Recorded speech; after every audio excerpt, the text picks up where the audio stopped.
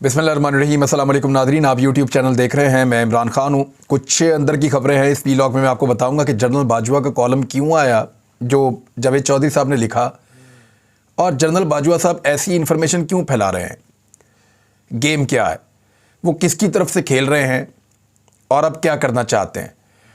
और दूसरी जानिब कैप्टन रिटायर्ड सफ्तर जो नवाज शरीफ साहब के दामाद हैं, मरीम नवाज के शौहर हैं, यही उनका पूरा तारुफ है इस वक्त, उन्होंने हाउस ऑफ शरीफ के ऊपर खुदकुश हमला कर दिया है।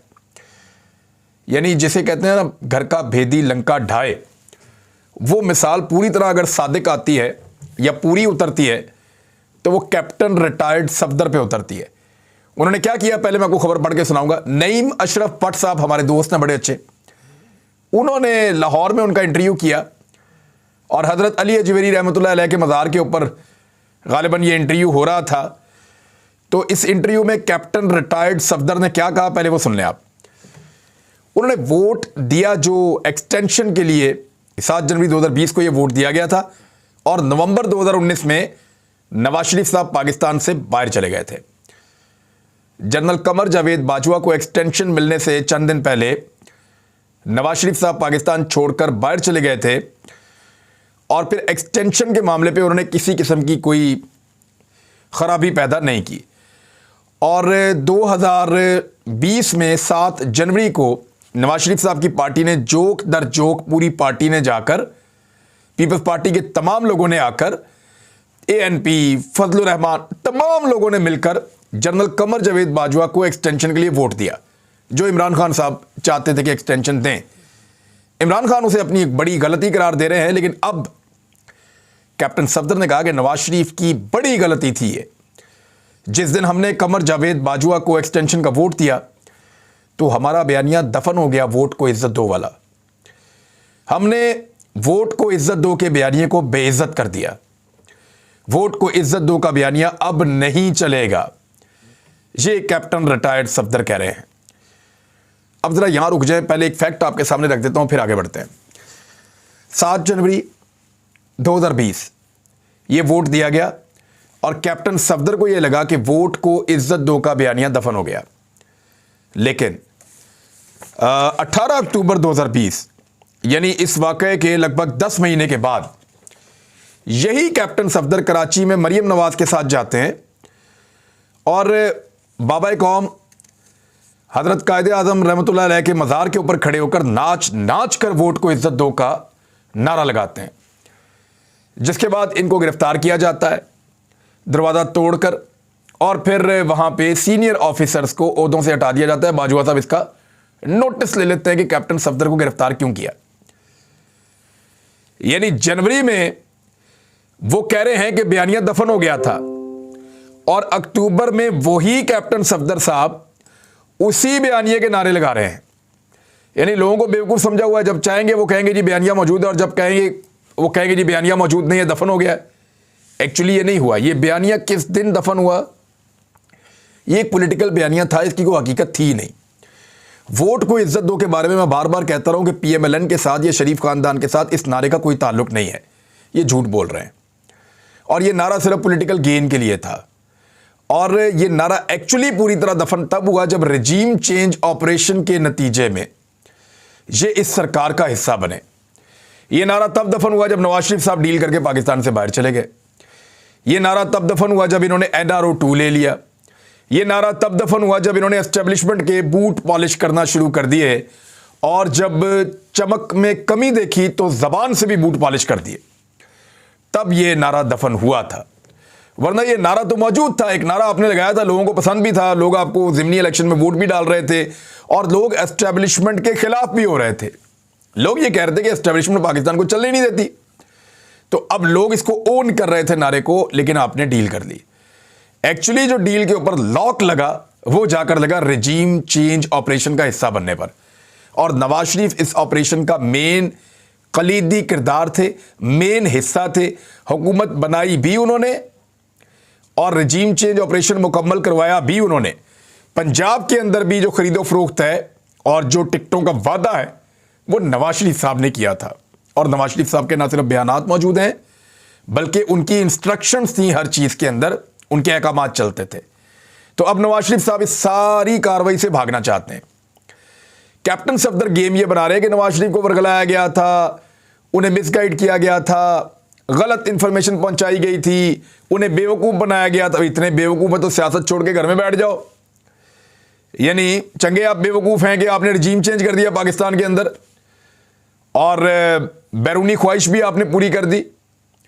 तो ये बेवकूफ़ नहीं है मियां नवाज शरीफ साहब, वो इसका हिस्सा थे। अब नवाज शरीफ साहब ये चाहते हैं कि उनको बाहर निकाला जाए और शहबाज शरीफ की जगह नवाज शरीफ को इंट्रोड्यूस किया जाए और नवाज शरीफ आकर कहेंगे जी मैं तो ऐसा नहीं था, ये तो इन लोगों ने गंद मार दिया है, लिहाजा मुझे मौका दिया जाए, मैं पाकिस्तान की किस्मत संवारूंगा।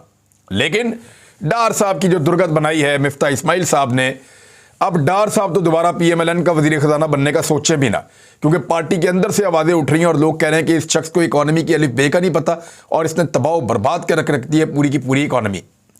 कभी कहते हैं मुश्किल फैसले करने हैं, कभी कहते हैं रिलीफ देना है, कभी एक तरफ टिक ही नहीं रहा, कभी कहते हैं IMF को धमकियां देते हैं, कभी उनके पैरों में पड़ जाते हैं और अभी तक किसी नतीजे पर पहुंचाने में नाकाम रहे हैं। कुछ खबरें आ रही हैं लेकिन वो सिर्फ हुकूमत की तरफ से है, IMF की तरफ से कोई कन्फर्मेशन नहीं है। कैप्टन सफदर कह रहे हैं कि अरकान असम्बली को वफादारियां तब्दील नहीं करनी चाहिए, यानी जो राजा रियाद वगैरह ने किया, जो नूर आलम खान वगैरह ने किया, जो 20-25 बंदे दिन रात मेहनत करके तोड़े गए, जिसके लिए अता तारड़ मरीम नवाज की इंस्ट्रक्शन के ऊपर सारा दिन सारी रात वो बेचारे और बहुत सारे लोग मरीम औरंगजेब राणा सनाउल्लाह वगैरह ये मेहनत करते रहे। ये लोग कभी सिंध हाउस जाते थे, कभी इस्लामाबाद के निजी होटल में जाते थे, कभी कहीं भागते थे, कभी कहीं भागते थे। तो बेचारों ने बहुत मेहनत की थी इन सब ने, और उस मेहनत का नतीजा है ये रजीम चेंज के बाद। लेकिन वो कैप्टन सफदर कह रहे हैं कि जीतो तुम इमरान खान की टिकट पर और फिर इक़्तिदार नजर आए तो तुम इधर आ जाओ, जिसके साथ खड़े हो, फिर गर्म पानी हो या ठंडा, खड़े रहो। मैं खुद को पार्टी में कहीं भी नहीं समझता और ना ही ख्वाहिशों के पीछे भागता तो किसी बड़े ओहदे पर होता। ये भी एक शिकवा है जो कैप्टन सफदर कर रहे हैं। उनका कहना था कि घुटनों को हाथ लगाकर गांव के MNA बन जाएं तो क्या फायदा, लोगों को गैरत दिला रहे हैं कैप्टन सफदर। यानी ये पाकिस्तान में क़यामत की निशानी है कि कैप्टन सफदर जो, यानी मैं अब कुछ कहना नहीं चाहता लेकिन मैं ये कहना चाहता हूं कि कैप्टन सफदर अगर लोगों को गैरत दिलाएंगे तो ये क़यामत की निशानी नहीं होनी चाहिए। यानी कैप्टन सफदर अगर लोगों को गैरत दिलाने वाली बात करेंगे, उनके अंदर उनका ज़मीर जगाने वाली बात करेंगे, तो क्या ये क़यामत की निशानी नहीं होगी? कैप्टन सफदर की तो अपनी बात नहीं सुनी जाती, तो वो कैसे लोगों को गैरत दिला सकते हैं? उन्होंने कहा घुटनों को हाथ लगाकर गांव के MNA बन जाएं तो क्या फ़ायदा, आप नज़रियात का तहफ़्फ़ुज़ नहीं कर सकते तो ऐसे MNA को क्या करना। मियाँ साहब को भी एक्सटेंशन के वोट का नहीं कहना चाहिए था। नवाज शरीफ वही शख्स था जिसने इनको ललकारा था। मियाँ साहब को वर्गलाया गया और उनसे झूठ बोलते थे। मैं उनके नाम भी लूँगा जिन्होंने नवाज शरीफ से फ्रॉड किया है, लेट्स सी नाम लेते हैं या नहीं लेते। उन्होंने मजीद बताया कि 28 नवंबर से पहले हुकूमत बाजवा साहब के नीचे दबी हुई थी। सियासतदान वाला पत्ता ठीक खेला के रुके नहीं और आगे चल पड़े। फिर उन्होंने कहा 2025 में इंतखाबात हों, पहले मईशत को बेहतर कर लेंगे, तो उनकी ख्वाहिश है मियां नवाज शरीफ साहब की बहुत बड़ी। कैप्टन सफदर ने कहा कि सियासी मुकाबला सियासत में होना चाहिए, यहाँ तो हर तरफ गंद है। मिफ्ता का दिल ना दुखे इसलिए मैंने यूथ विंग से इस्तीफ़ा दे दिया। शाहिद खाकान अजीम इंसान है जिसने मुशर्रफ का मुकाबला किया, अटक किले में रहा और शाहिद खाकान अब्बासी को ओहदों से बड़ी शख्सियत करार दिया न्यून लीग के रहनुमा ने, और कहा कि हमजा शहबाज मेरा छोटा भाई है, वो मुझसे या किसी से नाराज़ नहीं है, मैं बड़ा भाई हूँ, उनको कहूँगा कि वापस आ जाएं। और उन्होंने ये भी कहा कि इमरान खान के खिलाफ बयानात पर मैं शर्मिंदा हूँ, शर्मिंदगी का इज़हार किया, मुझे इमरान खान पर ज़ाती हमला नहीं करना चाहिए था। अब मामला यह है कि क्या मरीम नवाज़ के खिलाफ उनके घर से आवाज़ उठना शुरू हो गई है? कैप्टन सफदर गैरत दिला रहे हैं मुस्लिम लीग नून के लीडर्स को। इस तरह तो PMLN बचेगी नहीं, ये तो घर की पार्टी है। वो गैरत क्या दिलवा रहे हैं कि लीडर के सामने खड़ा होना चाहिए, चापलूसियाँ नहीं करनी चाहिए, टिकटों के लिए कंप्रोमाइज़ नहीं करना चाहिए, मियाँ साहब को भी एक्सटेंशन के लिए नहीं कहना चाहिए था। यानी ये सारी चीज़ें अब कैप्टन सफदर कह रहे हैं। तो मरीम नवाज़ के घर से बगावत की आवाज़ उठना शुरू हो गई है। और कैप्टन सफदर ने यह भी कहा कि मुस्तकबिल करीब में तो मरीम नवाज़ को वज़ीर आज़म बनता नहीं देख रहा। उन्होंने दावा किया कि इंतखाबात 2025 में होंगे और अगले 5 साल शहबाज शरीफ को मिले तो पाकिस्तान में बेहतरी आएगी। वैसे शहबाज शरीफ ने जो हालत कर दी है 86 रुकनी काबीना के साथ, पाकिस्तान की तारीख की सबसे बड़ी काबीना और सबसे गलत पॉलिसी। सबसे ज्यादा महंगाई और सबसे बदतरीन गवर्नेंस। यानी शहबाज शरीफ ने वजीर आला पंजाब रह के सिर्फ पैसे खर्च करने होते थे, वफाक से पैसे आते थे, खर्च करी जाओ, तो खर्चा करने में तो मास्टर थे। अब पहली मरतबा जब काम करना पड़ा और कमाना पड़ा है तो लग पता गया उनको कि किस तरह से पैसे इकट्ठे किए जाते हैं कौम से, और कोई काम नहीं हो रहा उनसे। किसी जगह के ऊपर कोई एक पॉजिटिव इंडिकेटर नहीं है। शहबाज शरीफ ने कोई एक बेहतर काम ऐसा किया हो जिसके ऊपर यह कहे कि यह काम हमने कर दिया है। बहरहाल मरियम नवाज से डांट पड़ी है, सरजनिश हुई है, और यह खबर छपी है एक्सप्रेस पे। खबर यह कहती है कि कैप्टन सफदर के हालिया इंटरव्यू के मामले पर पार्टी की सीनियर नायब सदर और चीफ ऑर्गेनाइजर, यानी घर के ही सारे बंदों को ओहदे देने होते हैं, इन्होंने तो मरियम नवाज को दे दिया नवाज शरीफ ने। मरियम नवाज ने सरजनिश करते हुए उन्हें पार्टी पॉलिसी के खिलाफ बयानबाजी से रोक दिया है। मरियम नवाज ने हदायत की है कि कैप्टन सफदर समेत कोई भी रहनुमा आइंदा पार्टी पॉलिसी से हटकर बयान ना दे। हर पार्टी रहनुमा कोई भी बयान देते हुए पार्टी पॉलिसी को लाजमी मद्देनजर रखे। मरियम नवाज ने तंबीह करते हुए कहा कि जो भी पार्टी पॉलिसी से हटकर चलेगा उसके खिलाफ सख्त एक्शन लिया जाएगा। ज़राए के मुताबिक कैप्टन सफदर को इससे पहले पार्टी पॉलिसी से हटकर बयान देने पर शोकाज नोटिस भी जारी हो चुका है। बहरहाल मरियम नवाज बताएंगे कि पार्टी में क्या कहना और क्या नहीं कहना। यानी पार्टी के अंदर लोग सियासत कर रहे हैं 20-20 साल से, 40-40 साल से, और ये चंद साल पहले आने वाली मरियम नवाज अब पार्टी की पॉलिसी बनाएंगी और बनाकर बताएंगी कि आपने कैसे चलना है और किस तरह सियासत करनी है। यानी इनका तो शायद वो तजुर्बा नहीं होगा जो पार्टी के अंदर लोगों का है, तो बेचैनी ऑब्वियसली पार्टी के अंदर पैदा होगी। और ये मैं बेचैनी, मुझे ऐसा लगता है क्योंकि मैं PMLN को बड़ा लंबा अरसा कवर करता रहा हूँ, इस पार्टी के लोगों में बड़ा पोटेंशियल है। इसमें कुछ बड़े अच्छे लोग भी हैं जो जमहूरियत में यकीन रखते हैं, और मुझे ऐसा लगता है कि वो लोग आवाज़ उठाएंगे। मुझे ऐसा लगता है कि वो लोग रिएक्ट करेंगे और मरियम नवाज की बातों की अंधाधुंध तकलीद से अपने आप को बचाएंगे, क्योंकि इस वक्त पार्टी के अंदर मकबूलियत भी कम है, तो उस वजह से लोगों के लिए आसान भी होगा अपनी राय देना और अपनी बात करना। अब मामला ये है कि जनरल बाजवा ने जो कॉलम लिखवाया, जावेद चौधरी साहब थे, उसकी सफाइयाँ तो पेश की जा रही हैं, लेकिन दो नुक्ते उसके बड़े अहम हैं। एक ये है कि इमरान खान पाकिस्तान के लिए ख़तरा था, उस पर लोगों का बड़ा शदीद रद्द-ए-अमल आ रहा है। मैंने एक सर्वे भी करवा लिया, मैंने कहा लोगों से भी पूछ लेते हैं कि लोगों की इसमें राय क्या है। जनरल बाजवा इमरान खान को मुल्क के लिए ख़तरा समझते थे, तो मैं ये तो नहीं कह रहा कि जनरल बाजवा मुल्क के लिए ख़तरा थे, लेकिन मैंने एक सर्वे करवाया, हर मिनट में 1000 वोट पड़ रहा है इस सर्वे पे, तो मुझे उम्मीद है कि लाखों में इस पर वोट पड़ जाएंगे। लगभग अभी तक 20-22 मिनट में कोई 20,000 से ज़्यादा वोट पड़ चुके हैं। सवाल हमने ये पूछा कि कॉलम के मुताबिक जनरल रिटायर बाजवा के बकौल इमरान खान वज़ीर आज़म रहते तो पाकिस्तान कायम ना रहता।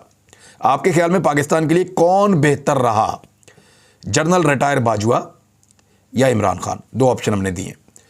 तो यहाँ पे आप हैरान हो जाएंगे कि 5% लोगों को ये लगता है, पूरे 5% लोगों को ये लगता है कि जनरल रिटायर बाजवा पाकिस्तान के लिए बेहतर है, जबकि 95% लोगों को ये लगता है, 95% लोगों को, कि इमरान खान पाकिस्तान के लिए बेहतर है।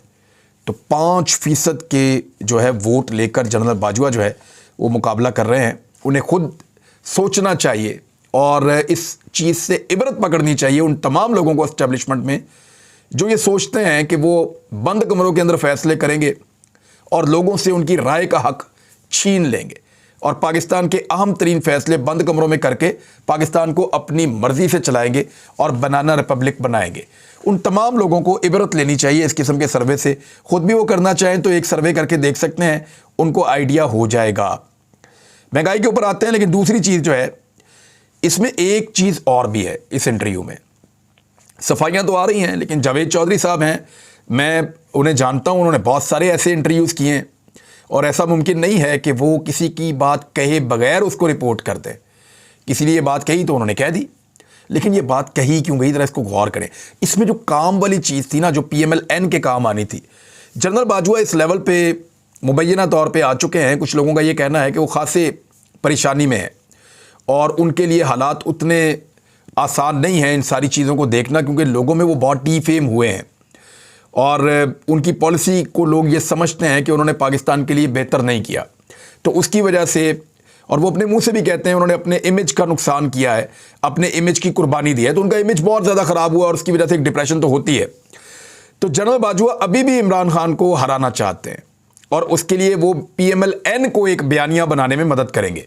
आप गौर कीजिएगा, PMLN जनरल कमर जावेद बाजवा को जितना मर्जी बुरा भला कहेगी, जितना मर्जी उनके ऊपर इल्जामात लगाएगी, लेकिन उनको वो जवाब नहीं देंगे।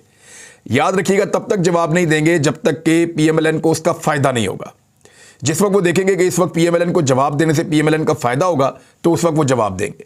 अब यहां पे एक और जो नुक्ता इस कॉलम के अंदर शामिल था वो ये था कि इमरान खान के कहने पर शौकत तरीन साहब का केस जनरल बाजवा ने जनरल फैज हमीद को कहकर ख़त्म करवा दिया, नैब के अंदर जो केस था। अब ज़रा गौर कीजिएगा आप, यानी जनरल कमर जावेद बाजवा, इसके अंदर तो वो एक एतराफ़ कर रहे हैं कि मैं बतौर फौजी जनरल, बतौर आर्मी चीफ, अपने DGISI के ज़रिए से वफाकी वज़ीर का केस ख़त्म करवा देता हूँ नैब के अंदर से। यानी मेरे इख्तियार में था कि मैं केस ख़त्म करवा देता था नैब में DGISI से कह के।